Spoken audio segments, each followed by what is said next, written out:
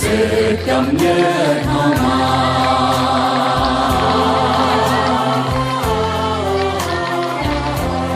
เหมือนมารดาทุ่งกายาให้กายอบอุ่น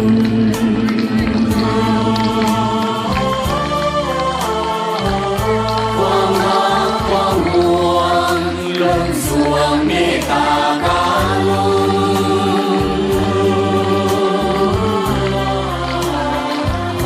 หากมีบุญคุณยิ่งใหญ่เหลือขนา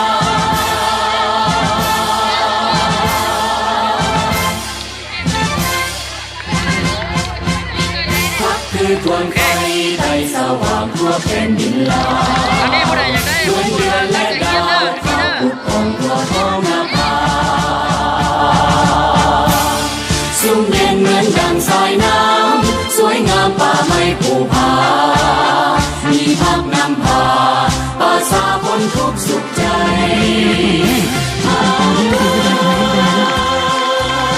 พักป่าสาสนปฏิวัติเราผู้กินกระหายผ่านสารใสนำพาสาดาวเข้าไปสู่จุดหมายแข็งแกร่งหักดียอมมีพาสาดาวได้มีวันนี้ขอจดจำคุณงามความดีจงรักภักดี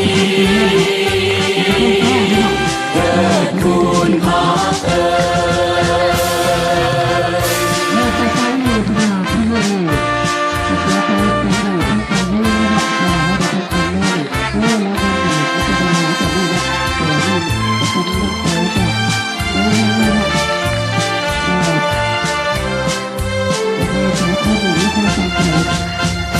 คือดวงไฟ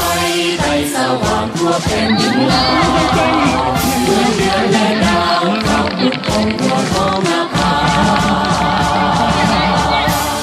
สุ่มเย็นเหมือนดังสายน้ำสวยงามป่าไม้ภูผามีพักนำพาป่าสาพ้นทุกสุขใจ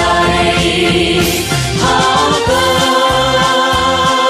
ดพักป่าสาสนปฏิวัติเราผู้เก่งกล้าอาถรรพ์สานใสนำพาสาดาวเข้าไปสู่จุดหมายเข้มแข็งหังมี